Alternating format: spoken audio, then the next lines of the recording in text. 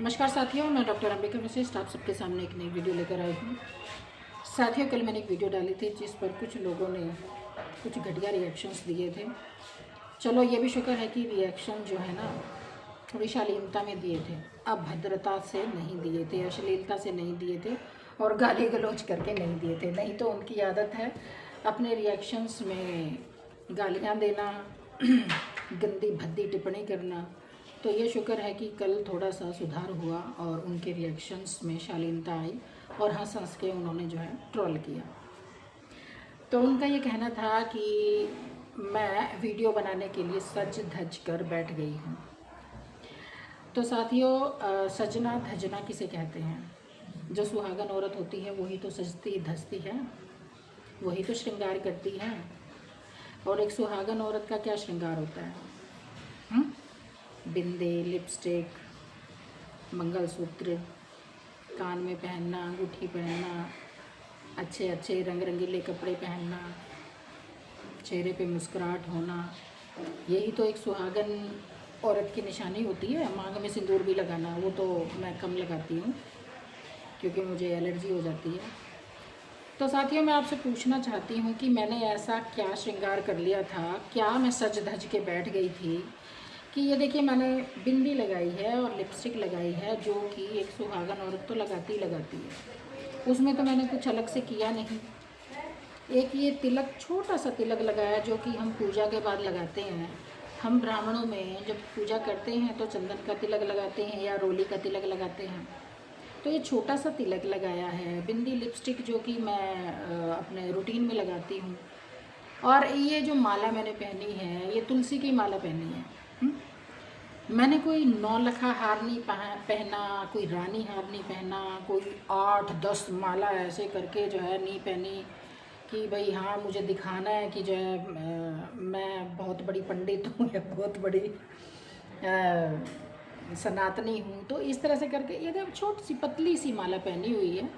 और ये जो पूजा का जो तिलक है और जो उंगली पे बच जाता है तो वो हम अपने यहाँ गर्दन में भी लगा लेते हैं, ताकि हमारे गले से भी जो है जो भी हम कुछ बोलें तो वो कुछ अच्छा निकले, गले में ठंडक रहे और कुछ हमारे मुंह से या जुबान से या गले से कुछ अपशब्द ना निकलें। इस तरह से हम लोग जो है अपना कुछ छोटा मोटा कर लेते हैं। मैंने तो बाल भी नहीं खोले, जो कि मैं अक्सर खोलती रहती हूँ। जब भी साड़ी पहनती हूँ, बाहर जाती हूँ तो अपने बाल वालों को स्टाइल करके खोल लेती हूँ। मैंने तो सिंपल अपने बाल भी बांध के रखे थे कल और आज भी बांध के रखे हैं। सिंपल बिंदी लगाई है, लिपस्टिक लगाई। हाँ, ये मान सकते हो थोड़ा सा फ़िल्टर ज़रूर लगाया है। फ़िल्टर से क्या होता है ना कि आपके जो थोड़े से जो टैनिंग होती है फेस पे वो दिखती नहीं है, तो जो वीडियो है थोड़ी सी अच्छी दिखती है, तो इसलिए फ़िल्टर ज़रूर लगा लेते हैं। लेकिन फाउंडेशन नहीं लगाते। फाउंडेशन और फिर उसके ऊपर क्या, मेरे को एक्चुअली नॉलेज नहीं है इन चीज़ों की कि पहले क्या लगाते हैं उसके बाद क्या लगाते हैं, क्योंकि कभी किया नहीं है तो हमें इन चीज़ की नॉलेज नहीं है। कभी शादी ब्याह पे कभी करना पड़ गया, वो भी घर पे ही कर लिया, क्योंकि अच्छा नहीं दिखता हमें ना, बहुत ज़्यादा ओवर हो जाना बच्चों को भी अच्छा नहीं लगता और मुझे खुद भी जो है ना बुढ़ी घोड़ी लाल लगाम करके नहीं बनना होता है। तो जितना जितना सूट करता है, जितना एक माँ के ऊपर, एक एक एक सीनियर लेडी के ऊपर अच्छा लगता है वो हम करते हैं, बस इससे ज़्यादा ओवर हम लोग नहीं करते हैं। तो पता नहीं लोगों को क्या बोलना होता है कि मैं सज धज के बैठ गई हूँ। इतना तो हम रूटीन में ही करते हैं, क्योंकि भैया हमारे पति अभी हैं और उनके लिए तो देखो हमें बिंदी भी लगानी पड़ेगी, लिपस्टिक भी लगानी पड़ेगी। उनके लिए तो हमें चेहरे पे मुस्कुराहट भी रखनी होगी। उनके लिए तो हमें अच्छा अच्छा भी बनना पड़ेगा। लेकिन मैं पूछती हूँ कि जो ओवर मेकअप करते हैं वो किसके लिए सजते धजते हैं? उनका तो पति भी पास में नहीं है, हाँ, उनका तो परिवार भी पास में नहीं है, उनका तो कोई कोई कोई एक्स्ट्रा अफेयर भी नहीं है। वो इतना ज़्यादा एक्स्ट्रा मेकअप किस लिए करते हैं? फाउंडेशन लगा के, ये लगा के, वो सब हार वार, रानी हार, ये भे भगवान, मैं तो मतलब मुझे ना कई बार तो मुझे हंसी आती है कि ये क्या है ये सब। मतलब खुद को भी अच्छा नहीं लगता ना, एक एज के बाद खुद भी कि नहीं ओवर नहीं करना है। बच्चे भी पसंद नहीं करते हैं, बच्चे अपने ही नहीं दूसरों के भी, या दूसरे भी जो हमारे आसपास के लोग हैं जो हमारे साथ रहते हैं, तो उनको भी ये सब चीज़ें पसंद नहीं आती है। तो उनका ये कहना कि मैं सज धज के बैठ गई हूँ, तो मैं तो ये कह रही हूँ कि परमात्मा करे कि मुझे ऐसे ही जो है साज श्रृंगार करने का मौका मिले, और हमारे पति हमेशा ऐसे ही दीर्घायु रहें, उनकी लंबी उम्र रहे, और मैं ऐसे ही श्रृंगार करती रहूँ, सज धज के बैठी रहूँ। तो मत जलो इन चीज़ों से। जो जो टॉपिक होता है ना, उस पे बात करते हैं। जैसे हमने जिस टॉपिक पे बात की ना, तो उस टॉपिक का रिप्लाई देते हैं, रिस्पॉन्स देते हैं, एक्स्ट्रा बातों के ऊपर कटाक्ष नहीं करते हैं। तो उन चीज़ों का जो आपने रिप्लाई दिया है कि बदमाश कौन, फलाना कौन, ढिमकाना कौन, तो वो सारी दुनिया जानती है कि बदमाश कौन है, सब जानते हैं। क्योंकि सबको पता है कि किस तरह की औरत संस्कारी होती है, किस तरह की औरत सुशील, अच्छे घरों की औरतें दूर से ही पहचान लेते हैं लोग, ठीक है। और कुछ लोग बोल रहे थे, कुछ लोग नहीं, 2-3 लेडीज़ बोल रही थी कि हम भी चप्पल मारेंगे। अभी तो इन्होंने ही चप्पल मारी है, हम भी चप्पल मारेंगे कि उसकी वजह से हमें गालियाँ मिल रही हैं। अरे अकल के अंधो, तुम्हें उसकी वजह से गालियाँ नहीं मिल रही हैं। तुम लोग हिंदू औरतों का डिजिटल रेप करवा रहे हो, उनकी बेटियों का डिजिटल रेप करवा रहे हो, गंदी भद्दी अश्लील गालियां दे रहे हो, इसलिए तुम्हें गालियां पड़ती हैं। सीमा सचिन या सीमा हैदर की वजह से तुम्हें गालियां नहीं पड़ रही, तुम्हें गालियां तुम्हारी गंदगी के लिए पड़ रही हैं, तुम्हारी गंदी सोच की वजह से पड़ रही हैं। सीमा मीना किसी को नहीं कहती कि गालियां दो, वो तो किसी से बात तक नहीं करती, वो तो किसी का फ़ोन तक नहीं उठाती, वो किसी को नहीं कहती कि तुम मेरे लिए लड़ो, किसी को नहीं कहती। पहले कह दिया होगा, लेकिन अभी बहुत महीने से उसके ऊपर पूरी रेस्ट्रिक्शंस है कि वो ना तो कोई बयानबाजी करेगी, और ना ही जो है किसी से भी बात करेगी, ना अपने सपोर्टर से, ना हेटर से, किसी से भी बात नहीं करेगी। उसके ऊपर पूरी तरह से रेस्ट्रिक्शंस हैं। तो कोई सीमा मीना नहीं बोलती है किसी को गाली देने के लिए। तुम लोग गंदगी फैलाते हो, हिंदू औरतों का डिजिटल रेप करवाते हो, औरतें ही औरतों का डिजिटल रेप करवा रही है ना। ये कितनी शर्मिंदगी वाली बात है, कितनी नीचता वाली बात है, कितनी गिरी हुई बात है, कितनी जलालत वाली बात है कि अपनी रक्षा के लिए दूसरी औरतों का, उनकी बेटियों का डिजिटल रेप, उनको गंदी अश्लील भद्दी गालियां दी जाती हैं सिर्फ अपनी रक्षा के लिए। आपकी रक्षा के लिए पुलिस प्रशासन है, वहाँ पे कंप्लेंट दो, माने तो ठीक, ना माने तो ठीक। इसका मतलब ये तो नहीं है कि आप जो है आके पब्लिक में क्राइम करने लग जाओगे, पब्लिक को हैरासमेंट देने लग जाओगे। जो उसके साथ खड़ा है या बैठा है या जिसके साथ बात कर रहा है, उनको भी तुम गालियाँ देना शुरू कर दोगे, उनका भी हैरासमेंट करना शुरू कर दोगे। थोड़ा सा झांक के देखो, अपनी अंतरात्मा से पूछो, अंतरात्मा से पूछो कि तुम कहाँ तक सही हो। अपने आप से खुद सवाल करो, अपनी अंतरात्मा से पूछो कि मुझे क्यों बोला गया, बुरा भला जो भी था, गंदा अश्लील अभद्र क्यों किया गया। बताओ ना, मेरे साथ ये सब चीज़ें क्यों करी गई। मैंने क्या गाली दिलाई थी आप लोगों को, मैंने कुछ कहा था? मैं तो कुछ कहा ही नहीं था आप लोगों को, कुछ भी नहीं कहा था, सिर्फ साइलेंटली आप लोगों से अलग हो गई थी, कुछ भी नहीं कहा था मैंने आप लोगों को। फिर भी मेरे साथ इतनी ज़्यादा अश्लीलता किस लिए की गई? सिर्फ इसलिए कि अशोक ने बोला कि भाई हम आपकी हेल्प करेंगे कि जावेद गाली ना दे, तो हम बात करेंगे जावेद से, सिर्फ इसलिए सिर्फ इसलिए अश्लीलता करी गई। मेरा क्या कसूर था? मैंने तो ना तो वासिफ के लिए कुछ गलत बोला था, और जो अगर उन्होंने मेरे साथ में बैठे लोगों ने अगर कुछ गलत बोला था तो मैंने तो उनको रोका भी था। रोका था कि नहीं रोका था? मैंने तो उनको रोका था। अंकित के लिए बोल रहे थे तो भी मैंने रोका था, और वो रुक गए थे। मुद्दा जावेद का था, वासिफ का तो मुद्दा वहाँ था ही नहीं। वासिफ ने क्यों इतना गंदा बोला मुझे और बच्चों के लिए, क्यों बोला? क्या कसूर था मेरा? सिर्फ इसलिए कि उसको चैनल पे मतलब उसने एक डिक्लेरेशन दे दी, उसने एक घोषणा कर दी, जो इस 3 पैनलों पे बैठेगा तो मैं गाड़ी दूंगा। भैया बाप का राज चल रहा है, बाप का राज चल रहा है यहाँ। तानाशाही चल रही है। तुम्हारे घर की रोटी खाती हूँ। तुम्हारे घर से मेरा राशन आता है, और तुम लोग मेरे बच्चे पाल रहे हो, तुम लोग मेरा रहन सहन का खर्चा देते हो। बाप का राज चल रहा है। गाली बे मतलब में। थोड़ा अपनी अंतरात्मा में झांक के देखो और पूछो कि क्या था, क्या है और क्या हुआ। ये सब किस वजह से हुआ, कैसे कैसे हुआ, क्यों हुआ। सिर्फ एक नहीं कि एक ढोंगी बाबा आ गई और जो है बोलने लगी, हाँ जी उसको गाली दो, उसको गाली दो, उसको गाली दो, तो फिर सारे लग गए सेना पीछे गाली देने के लिए। हाँ जी आ जाओ, आज वो बैठेगा गाली देने, आज वो बैठेगा गाली देने, आज बहुत बड़ा प्राउड का काम है। बहुत बड़ा प्राउड का काम है क्या ये? पब्लिक में अश्लीलता फैलाना बहुत बड़े जो है शान शौकत का काम है, बहुत अच्छा काम है। इससे भारत रत्न मिलेगा क्या?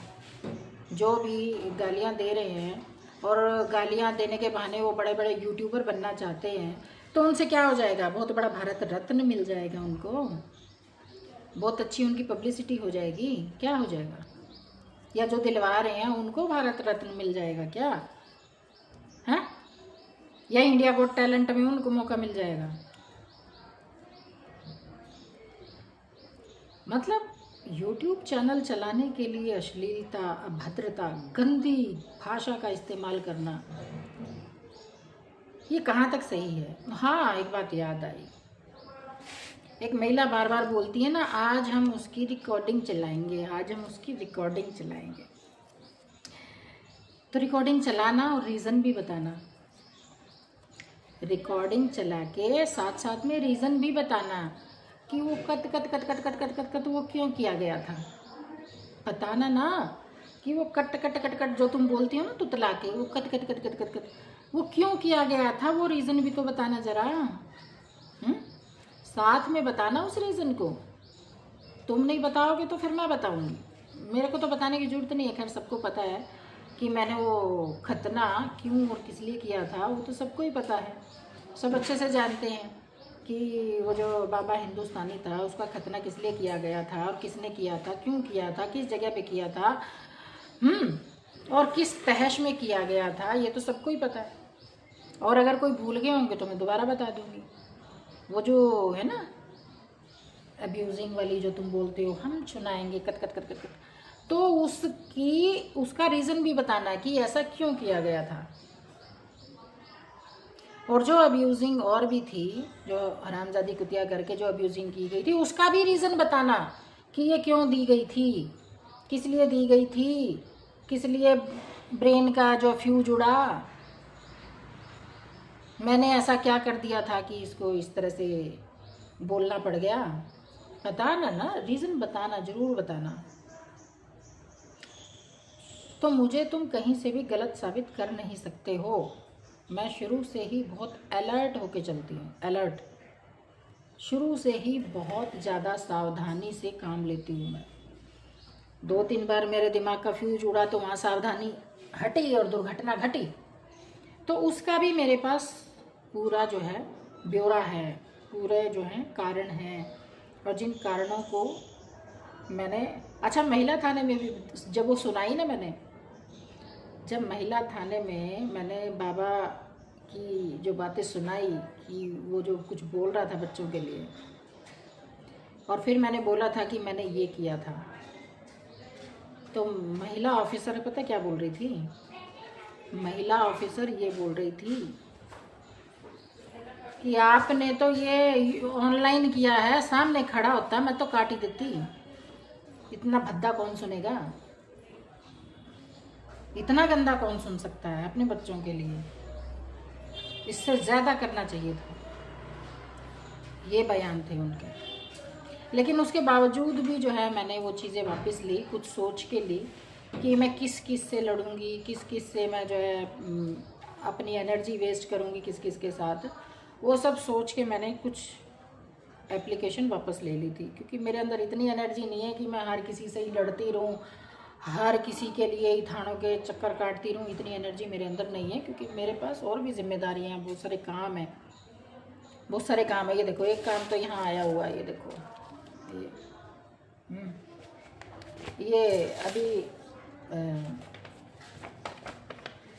अभी आया है। ये क्या है, इसको क्या कहते हैं, कोरियर। एक गौरव नाम का लड़का है, तो उसके साथ एक लड़की ने उसको बहुत परेशान करके रखा है, और उसके माँ बाप ने भी और उसके पूरे परिवार ने उसको बहुत परेशान करके रखा है, क्योंकि वो लड़की शादी करना चाहती है ज़बरदस्ती, और ये शादी नहीं करना चाहता। इसको बहुत टॉर्चर कर रहे हैं, हरासमेंट दे रहे हैं। तो इसलिए मेरी एक मीटिंग है वहाँ पे दिल्ली में, मयूर विहार में। ये इस तरह के काम हैं जो मुझे करने पड़ते हैं। मीटिंग में भी जाना है, काफ़ी परेशान कर रखा है उस लड़के को, मरने के लिए मजबूर कर रखा है। तो मीटिंग है हमारी एसीपी साहब के साथ, एसएचओ साहब के साथ, डीसीपी साहब के साथ, और मतलब हमारी ना एक कमेटी बनी हुई है मयूर विहार की।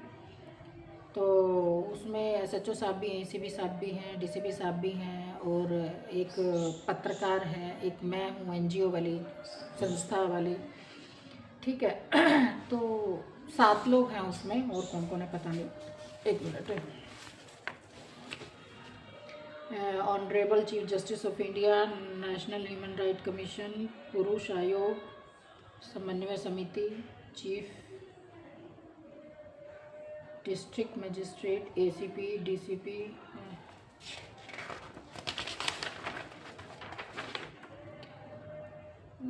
Delhi police commissioner, SHO. Last में मेरा नाम है मिस अंबिका शर्मा, राष्ट्रीय महिला जागृति मंच, मेंस प्रोटेक्शन सेल, दिल्ली। तो ये है, ये देखो, अगर आपको मैं झूठ बोल रही हूँ तो ये सारी लिस्ट है, ठीक है। और ये रही नेक्स्ट, ये यहाँ लास्ट में मेरा नाम है यहाँ पे, ठीक है। तो ये इसके लिए मुझे मीटिंग में भी जाना है। इस तरह के काम आते हैं, लेकिन हाँ, हम फालतू में फटी में टांग नहीं अड़ाते हैं। जब तक हमारे पास कोई एप्लीकेशन नहीं आ जाती है, हमारे पास कोई शिकायत नहीं आ जाती, उससे पहले हम उस काम पे वर्क नहीं करते हैं। क्योंकि हम लिखित में, या तो हमारे पास कोई खुद कंप्लेंट करे, या कोई लिखित में, अगर हमारे ऑफिस में भी आ जाते हैं तो लिखित में हम कंप्लेंट लेते हैं कि भाई आप हमारे संस्था को एक लेटर लिखो, और ये लिखे कि बाद में आप अपने बयान नहीं बदलेंगे।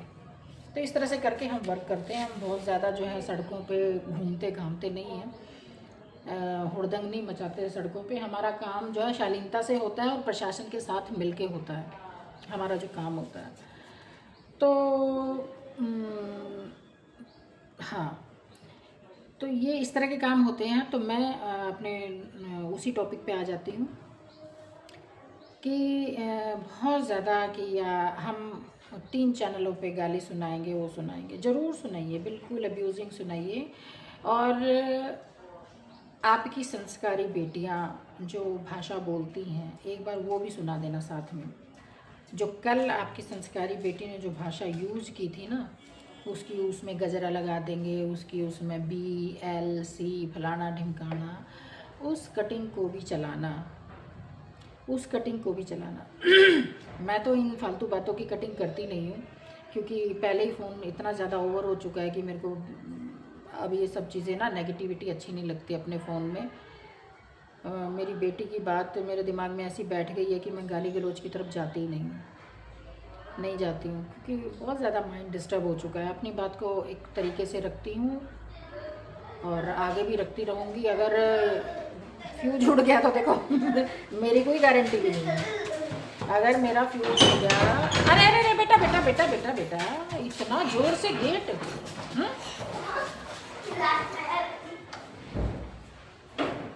अगर मेरा फ्यूज उड़ गया तो मैं अपनी गारंटी भी नहीं लेती हूँ, क्योंकि मेरा अपने गुस्से पे बिल्कुल भी कंट्रोल नहीं है, बिल्कुल भी कंट्रोल नहीं है।